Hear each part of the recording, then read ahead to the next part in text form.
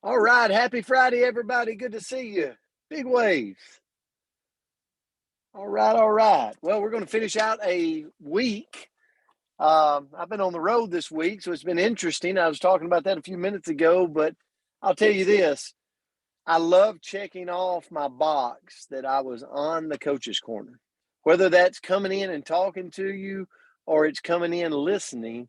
And Andrea, thank you for this week. You've had a lot of great messages, and Dr. Crystal Vance and Myra Miles. It's been awesome, awesome, awesome. And today, we want to finish up this week, and we pulled the word out. We've used it before, but I just think you got to come back to this word because it means something to you at different times in your life, in your journey. I know it does mine. And the word is fear. The word is fear. And just so you, I don't know if you can see this, but if I'm looking down, I'm going through notes, right? Because I want to ask you a question this morning. I want you to think about this as you drive, as you're listening in. Like, just kind of stop what you're doing and soak this question up like a biscuit in gravy. Is fear holding you back?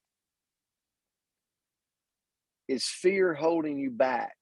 Is there something going on right now with you that you're just scared of?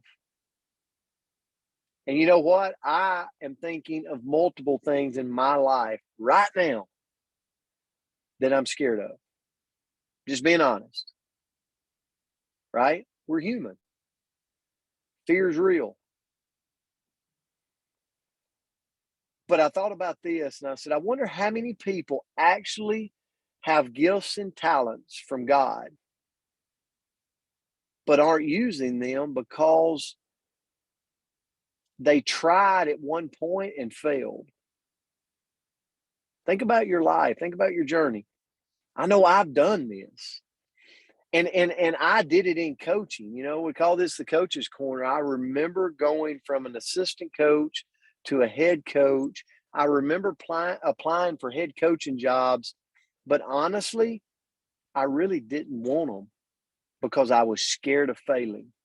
I would apply for the job, but really was hopeful I didn't get it because what if I didn't succeed? I don't know if you relate to that. I'm just being honest with you. I want to read you something. I want you to think about this.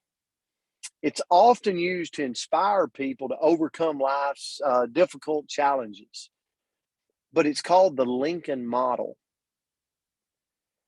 In over a 20-year span of Abraham Lincoln, over 20 years of his life, if you snapshot that, he had failure after failure. In 1832, he lost a job, was defeated from the state legislation. 1833, failed in business. 1834, elected to the Illinois state senator. So he saw a rise. He saw something positive. In 1835, his sweetheart died. In 1836, he had a nervous breakdown. But if you go through that 20-year career path, he had valleys and he had mountaintops leading up to 1860, where he was elected president of the United States. And so I don't know this morning, like, what's going on in your world. Like, I don't know if it's your health, goals, journeys that you're on. Maybe you've had a setback. I don't know if it's your personal relationships. Maybe you got somebody you love dearly that you're having challenges with. I don't know if it's your job, it's your work, like it's your profession that you're going through some rocky roads with, ups and downs, hills and valleys. But think about the Lincoln model, because he's a great example. In 1860, was elected president of the United States. We still talk about him today in the history books. But if you look at a 20-year snapshot, he had so many failures and so many opportunities to face fear, nervous breakdowns, loss of lives, all these things that would have so many setbacks for us. for me, that maybe I wouldn't wallow out of the rut.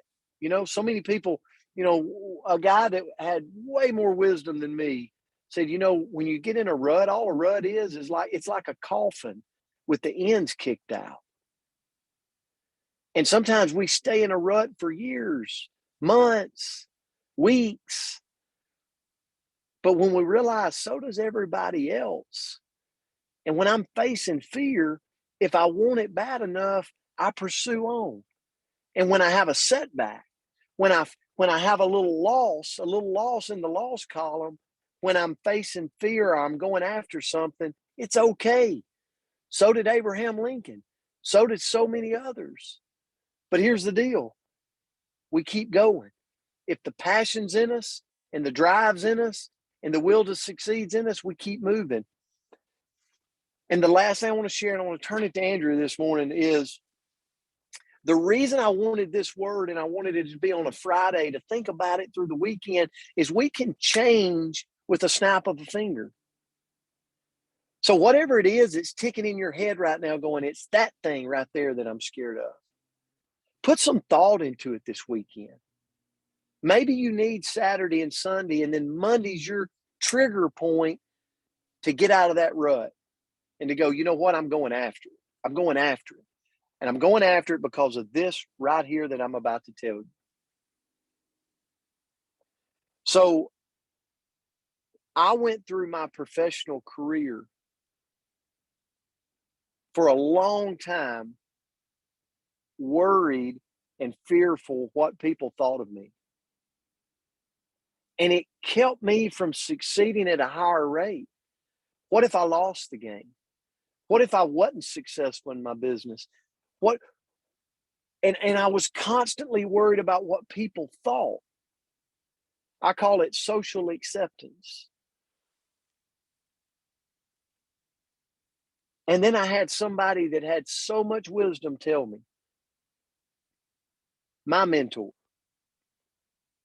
said, good Lord willing, son, when you're 90 years old, good Lord willing, and you live to be 90, and you're sitting on that front porch, and you're rocking in that rocking chair, and you're thinking back on the journeys you've been through in life, will you regret not pursuing the things that you were fearful of doing? Is it hiking to the top of Pikes Peak? Is it going on a rafting trip that you don't feel like you might not make it out of? Is it whatever it is? Is it going after that job opportunity? Is it making those calls? Is it something much bigger? Is it going on that trip that you don't know that there's going to be money down the road to cover? Like, whatever it is, you got to look at that 90-year rule. And that is, good Lord willing, Brent, you live to be 90 and you're rocking on that rocking chair looking back at your life. Are you going to have more wins in the wins column that you pursued through fear to go after something than not? And he said, I promise you this, good Lord willing, and you're sitting there and you're rocking, you'll be so proud of yourself for continuing to pursue through those rocky moments and through those scared moments and through those fearful moments. You'll be so proud of yourself that you did it. So, Andrea, I'm going to turn it to you. Well, great message, Coach. Thank you so much for that. And this is a great one for me. I know we've done this before, but fear, well, you guys, I'm a timid monkey. So I have a lot of fears. And of my 45 years, many of them were guided by fear.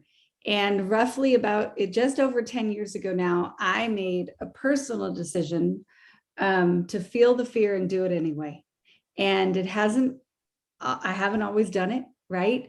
But I've strived to stop letting fear shrink my world, because that's what I really saw, was that, there were so many limitations that I was putting on myself because of all the different fears that I had. So, a couple things, some of them are silly, but they're my fears, so I don't care.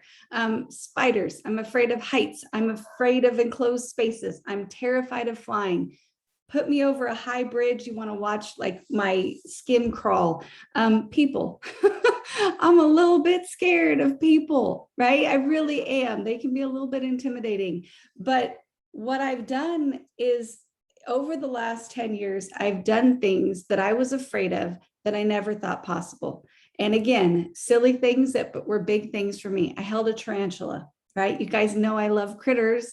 And so I'm going to hold the dang tarantula. I drive over every single bridge that I possibly can, bridges that I used to avoid. Like I would go the long way. I fly with anxiety medication any chance that I get.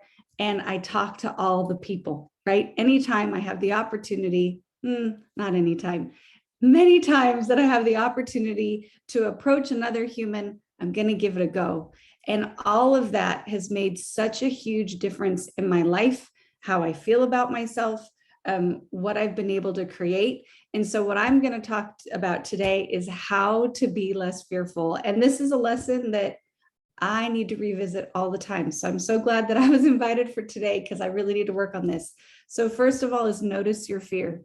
So we have to kind of know what scares us and really identify it, because sometimes we can just feel a little something and we just kind of redirect, but we don't dig into what is it that I'm actually afraid of right now. And two, find some inspiration. So we all know those people that are fearless in different areas, right? Just going through the coach's corner, I could pull on so many of you that act fearless, behave fearlessly in so many areas that I need to follow in your footsteps. So find that inspiration and do your best to follow along, and then be willing to look stupid, right? And I just think about, and I'm going to admit, guys, this is a ridiculous thing that I have done many times, but I literally used to fly with a blanket over my head, okay? Or this is even better. I don't know which one's worse. I would put my sweatshirt on backwards like a hoodie so that my eyes were covered. And I would just tell myself, you're on a bus, you're on a bus, you're on a bus, because it's the only way that I could stay on that flight without taking anxiety medication. And I looked like a lunatic. Like I didn't just look stupid, I looked crazy, but I was trying to fly without the medication. And so I just did it, right? So you got to be willing to look a little bit stupid in order to work through those fears. 4, focus on gratitude. I talk about this every time. The power of gratitude is pretty amazing.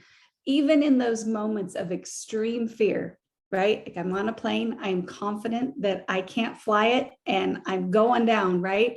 Well, I can be grateful for all the things that I'm going to miss, right? Possibly. So just find those things that you can be grateful for.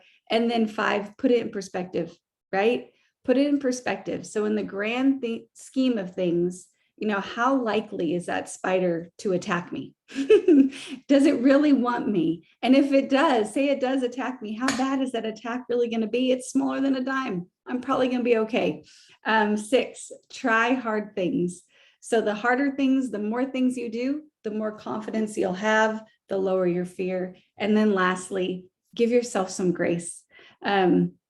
I may have completely different fears than you, and it may take me forever to overcome them, but that's okay, right? That's okay. We're all walking our own path. As Billy and Andrew would say, we're running our own grace. So, one thing I try to remind myself is I would never make fun of a kid, right? If there was like a 7-year-old in front of me that was shaking in fear over something, I wouldn't be like, oh, I wouldn't make fun of them. I would give them grace. I would love them through it. So the goal is to treat ourselves the same way. So thank you so much for that, Coach. Hope you all have a beautiful day and a great weekend. A great message, Andrea. Thank you for that as always, guys. Love you. We're grateful for you. Have an amazing weekend. Can't wait to see you back on Monday. And as Andrea said, face fear and do it anyway. Just go after it anyway. So love you guys. Have a great day. Blessings. Thank you.